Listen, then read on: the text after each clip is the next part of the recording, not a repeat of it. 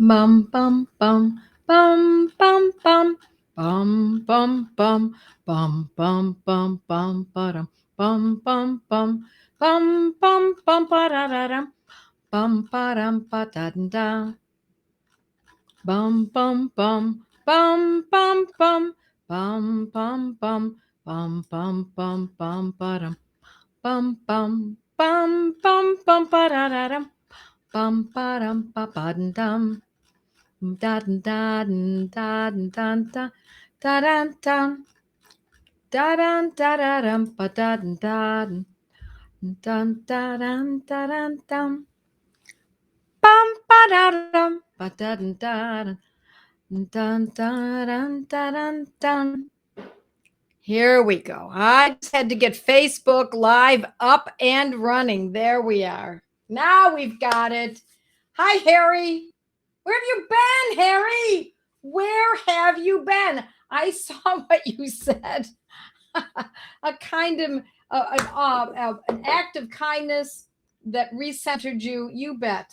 There's nothing like there are too many hardships in the world that we need to get past. So random acts of kindness is absolutely recentering, refreshing. So, hi everyone. You're looking good. It's great to see all you loading up here on my Mighty Members site and also on Facebook Live. I love it. So for those of you who know me, hi, Joette Calabrese here. You already know. But for those who don't know me, let me tell you that I'm a homeopath, been teaching using homeopathy and then in practice for many years, but probably a total of about 34 years of teaching and studying and in practice for about 26 or 27 years.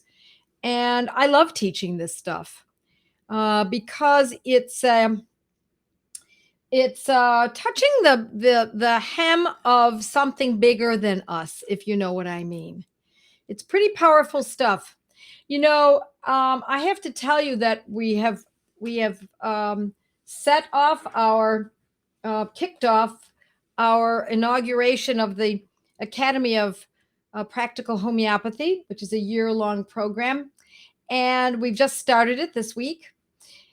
And in preparing for it, I interviewed a number of my colleagues and homeopathic pharmacists, people from around the world, and this is what is the unifying thread, particularly amongst the pharmacists, but also the homeopaths as well, the practicing homeopaths.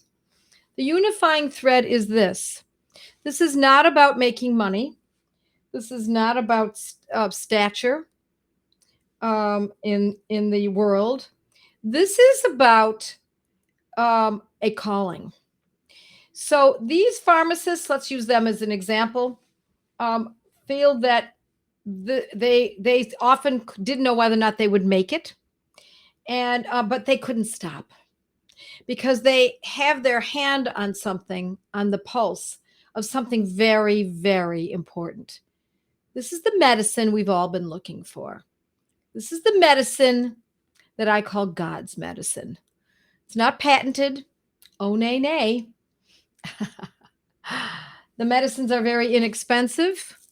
I don't know, $12, $15, and it can cure. If not, it can at least resolve a good deal. This is the medicine that we thought we were getting when we would go to a conventional medical doctor. But unfortunately, there are some very good conventional medical doctors. So I'm putting those aside. But in large part, what we have in modern medicine is that they become what would I call it? The retail arm of the pharmaceutical industry. And so we have to be our own caretaker in that event. We need to know what to use that's real instead of something that kicks the can down the road.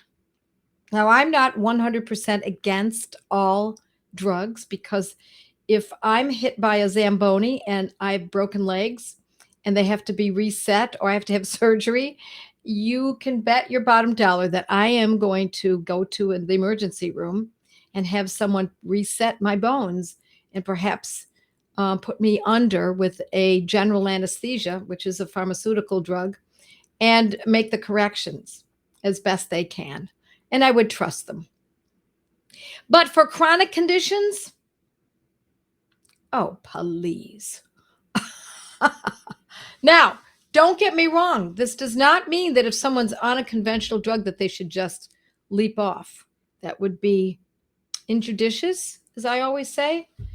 What we do is we use homeopathic medicines to make the corrections first while the person is still on the conventional drugs.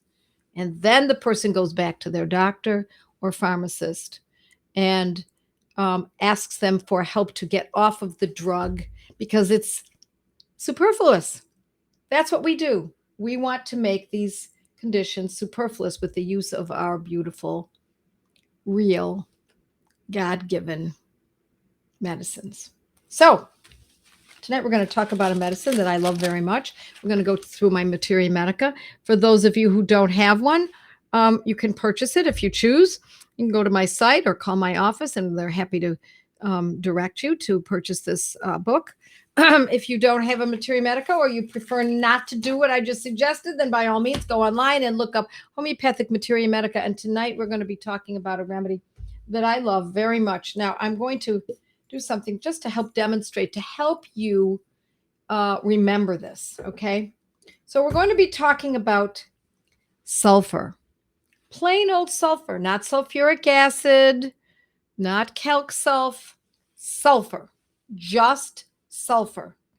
And so I want you to remember sulfur because of the heat it causes. So I'm going to, and there's often, here's my demonstration today. I've got a match and I'm going to strike it. Hopefully this strikes. There we go. So I want you to remember heat, not necessarily burning, but it can be burning. Heat and a sulfuric smell. And if there's a bad smell in the air, we often light a match to dispel the odor. And so it's hot and stinky and it is sulfuric, that it is the sulfur that is mined, as a matter of fact, in places such as Sicily and sulfur mines. So hot and smelly, but there's much more to this medicine. So I'm just going to read from my Materia Medica, and then I'm going to give you some examples of how I love to use this medicine. So the study and scope of the remedy sulfur is vast, my friends. It's a vast, and it is an element. An elemental sulfur is ubiquitous. It is a vast as elemental sulfur is ubiquitous. It is a remedy that is frequently prescribed.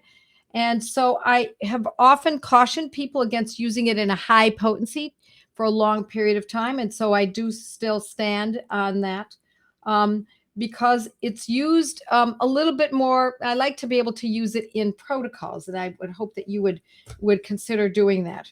So sulfur is one of the hottest remedy pictures in the Materia Medica. So remember that match.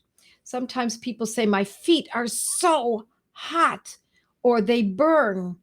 My first thought is that it is the consideration is sulfur. And let's say they're also saying, I must stick them out of the covers, and they're itchy and there's an odor. Now, sulfur is a great remedy for itchiness, for eczema. Don't just apply it. Don't just jump on it and use it for eczema. That would not be prudent. But I'm going to give you ways to look at this. So itchy, hot, smelly, itchy, hot. Okay. Now you don't have to have all of those, but those are some of the main issues. So it's also for someone who is uncaring about their appearance. The child who is just like a pig pen. They come into the house and they're just loaded with dirt. And when they eat, it's all over their face. The food is is between their legs. There's like a little V that's left on the chair of all the food and the crumbs. There are crumbs and food everywhere. And they don't mind that their face has stickiness or oiliness generally. they're dirty and they don't care. And it's actually, you would think that that would be very annoying, and apparently for some people it can be, but it can also be endearing. So I want you to think about that possibility as well. So it's a remedy that is known for odors. So odors that come from a sore throat, odors that come from sweaty feet, odors that are too strong. The hair smells too odorous. Um, Halitosis, an overall body odor. It is a great medicine for that. We're not going to jump on that, but if we see that with other conditions that I'm going to be describing now, then we might just have a really good picture here. It was the first medicine I ever used. And I've told this story before. It's the story of my son, and I won't go into great detail, but it's because I've written about it so many times and spoken on this subject many times. My newborn baby, 6 weeks old, was given a dose of I have to be so careful what I say. I'm assuming you may know what I mean. At 6 weeks old, and the nurse came in, plopped it in his mouth, and 2 or 3 days later, he had a very high fever, 105.5, quite high. He was my first child, and so I had no experience with this. But I did have a simple book and a simple homeopathy kit. And in this book, it was actually Dana Ullman's book, Everybody's Guide to Homeopathic Medicines.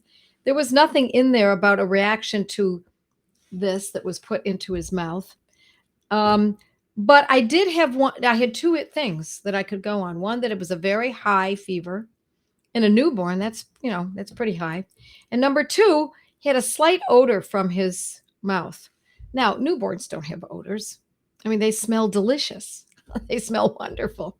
But my baby didn't smell so great after the second day. It was 2 days, 2.5 days. It was long. And he was extremely hot, as I said. So I gave him sulfur 30. I went through the book over and over, and I just poured through it, trying to figure out what I should give to my newborn child. And so it was the very first medicine I ever used. And he was so fevered and so weakened, he wouldn't nurse. It was 2 days. I was very much worried about dehydration, not to the degree that I wouldn't think of today. I would have been a little bit more concerned about it today. But I was concerned about it because he wouldn't nurse, and he just lay in my arms. Now, I did nothing for those 2.5 days but hold my baby and read that book over and over and over. I read it from cover to cover, back and forth, read about the fevers, read about this and that, anything that I could put together, because I knew of no other book. And I prayed, and so did my mother. And my mother and friend were there when I administered the sulfur tablets. They were melty kind. They were the lactose type. And I put them in his parched little mouth when I finally felt comfortable enough to administer it to him. And he was in my arms, and it was like a miracle. He firmed up within, I'm going to say it was 40 minutes, maybe 35, 40 minutes. He firmed in my arms, commenced nursing, and the fever was gone. Like that. That's what did it, my friends. What you need is just one of those events. I was not willing to bring that baby back to that doctor who had administered something that, when I brought my child in, was healthy, and when I got him back out again, he was not healthy. I was not impressed, let's put it that way. Or perhaps I was quite impressed. And so I decided I was going to figure this out myself, and I did. Now, he did not have itchiness.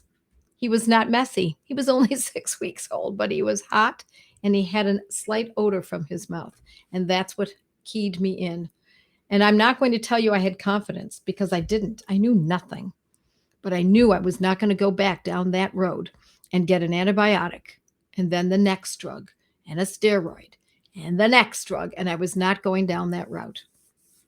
And so it was a magnificent shift in my life, in my husband's life, in that son's life, and the subsequent children, in my parents' lives, in my brother's life, and everyone around me who was close, there was a shift with one medicine, one dose of sulfur 30.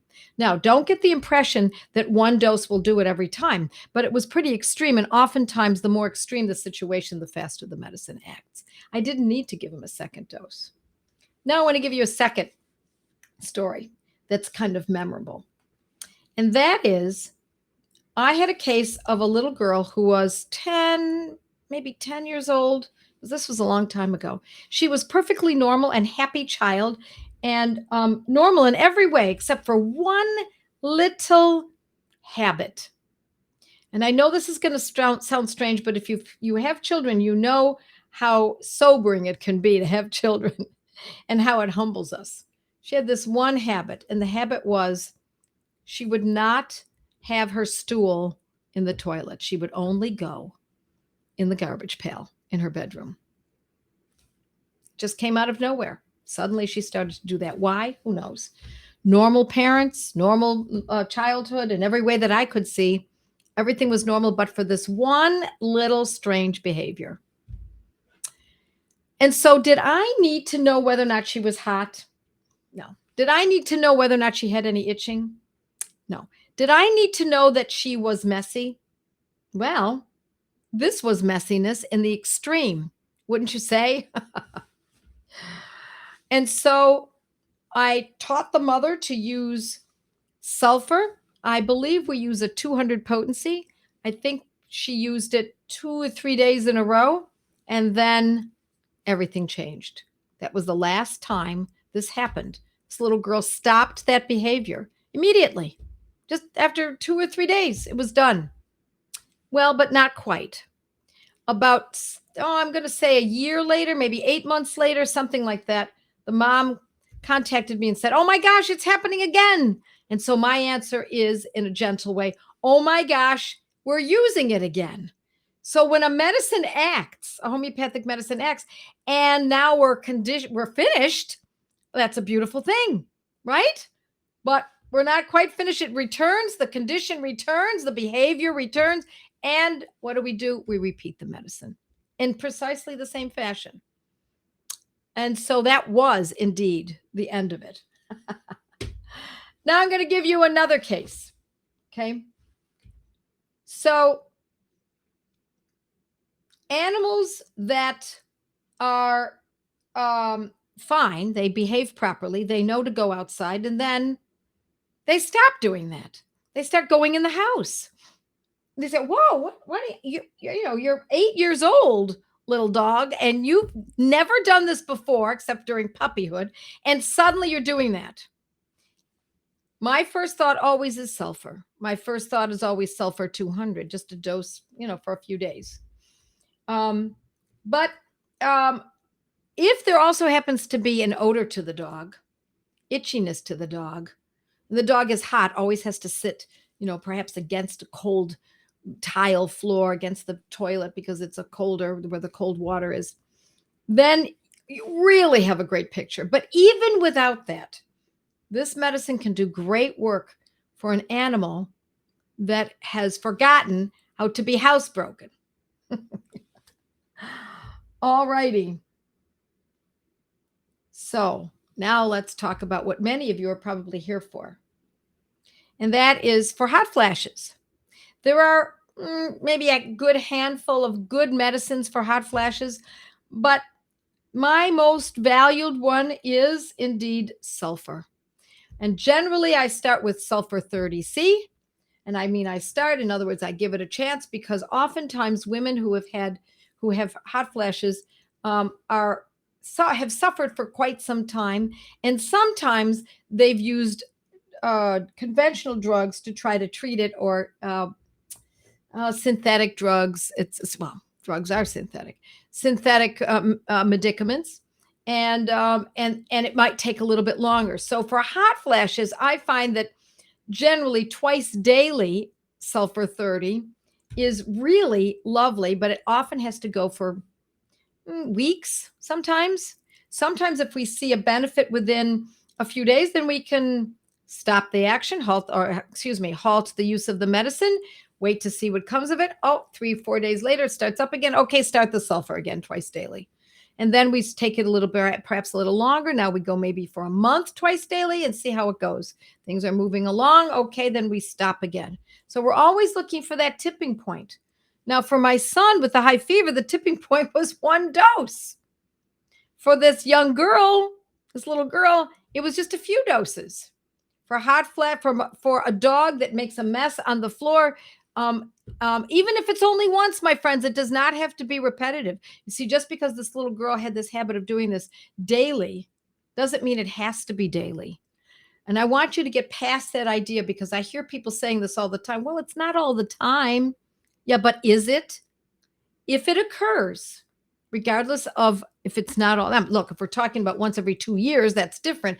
But if we have something that happens pretty much on a regular basis, once a month, twice a month, every 4 days, every day, now we're talking about something that's repetitive. So don't think that just because something doesn't happen consistently every single day or every single time this incident occurs, they have that, then that will throw you off if you think that way. It is what it is.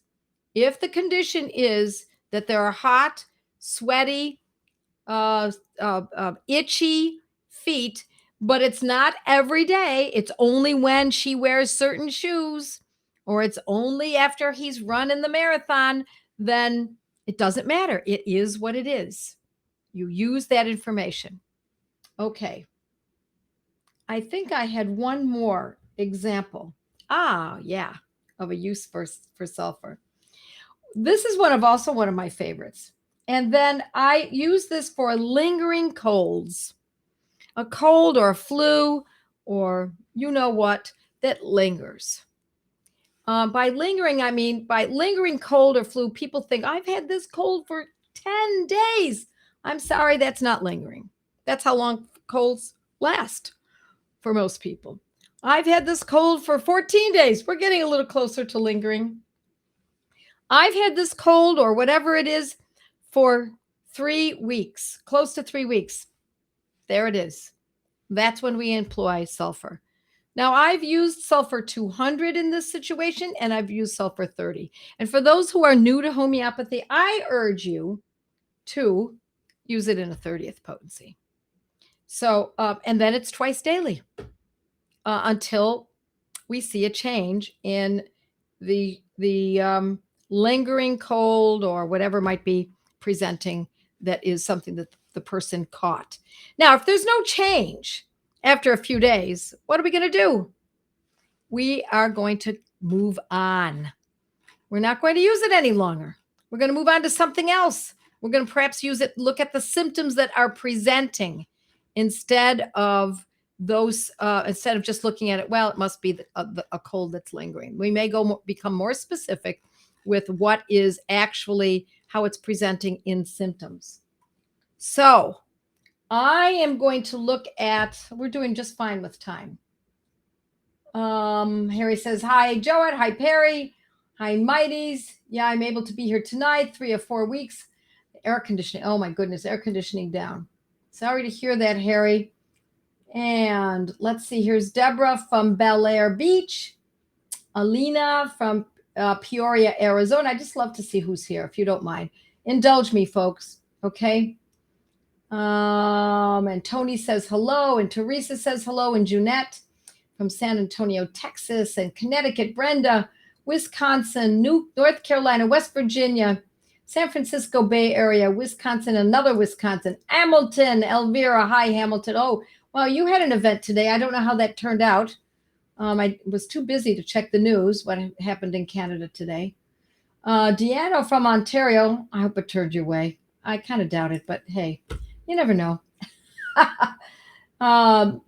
This someone else from Bellefontaine, Ohio. Never heard of that town, southwestern Wisconsin. Love to see this. Wonderful, wonderful, wonderful. Okay, let's see if we have any questions coming in here. And I'm not seeing the questions coming in from Facebook. I'm going to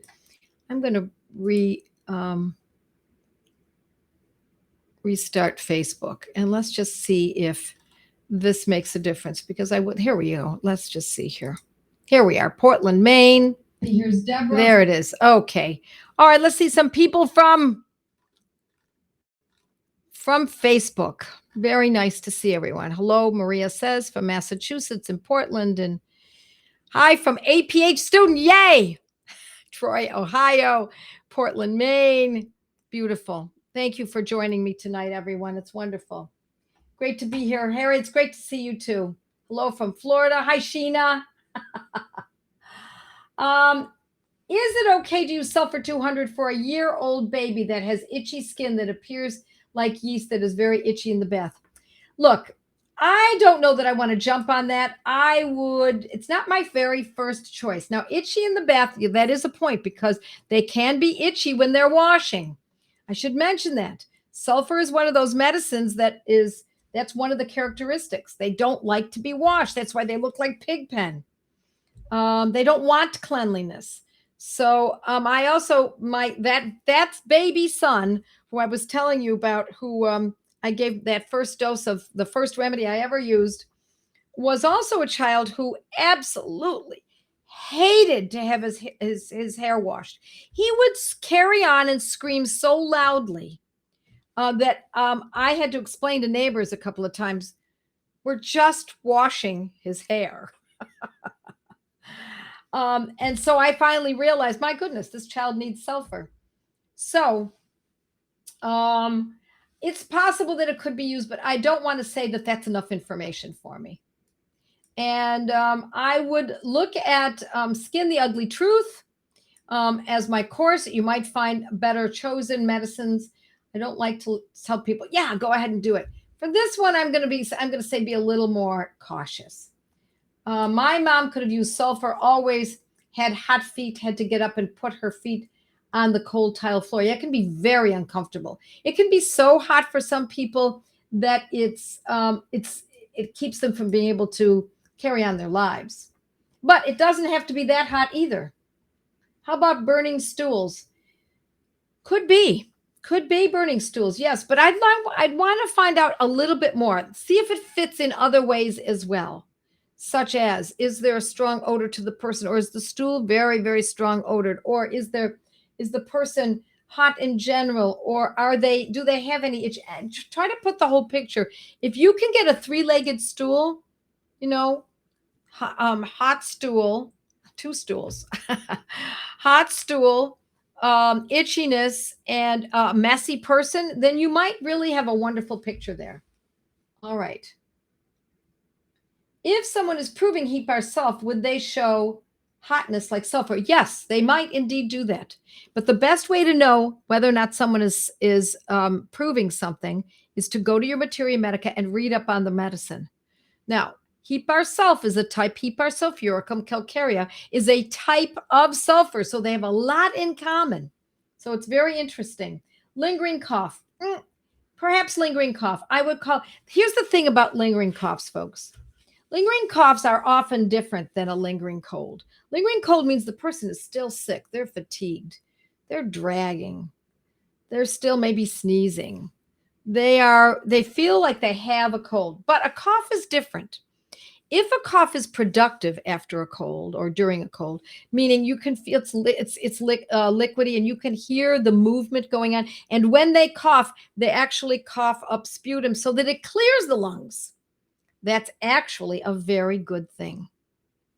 We want mucus to be cleared from the lungs, unless, of course, the person is getting sicker. Now, that's different. But if the person is well, the child is playing, the child is pretty much sleeping, but they have this cough that remains, this is actually the last part of the cold that often, and I'm not going to say this is 100% of the time, but frequently we think that a cough is part of the illness or is still the illness, it's representative of it, but oftentimes a cough is the finishing touch.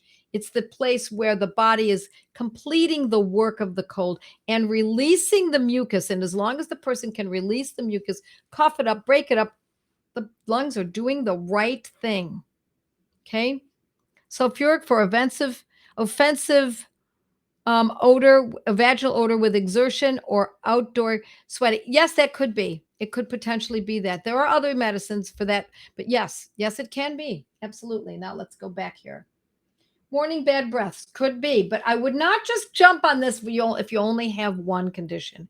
That's why I'm saying use the three-legged stool. Don't jump on just one. Try to find others to support your position. Let's put it that way. All righty. Could you use for potty training when the child doesn't care when they have gone in their pants? Yes, but I warn you, don't let the potty training timing schedule be more within your schedule. Use the schedule that makes sense for that child's age. Sometimes moms are too ambitious to get the potty training over with. And I know because I was one of those when I had 3 kids and 2 of them in diapers. I was pretty keen on getting the next child to potty train as quickly as possible. I didn't have much luck with it. But at any rate, it was something that I thought about. So make sure that what you're looking for in the movement forward in this child's ability is within reason. Okay? All righty. I think we've got it. I have to dash off. I've got to teach a study group. And for those of you who don't know about these gateway to homeopathy groups, you do not have to start a gateway group. You can just join one that's already begun. And you can do that by just contacting my office, should you be interested. It is a great way for folks to learn and to get started on homeopathy.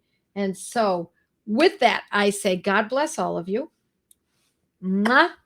And I will see you next Monday. Bye, y'all.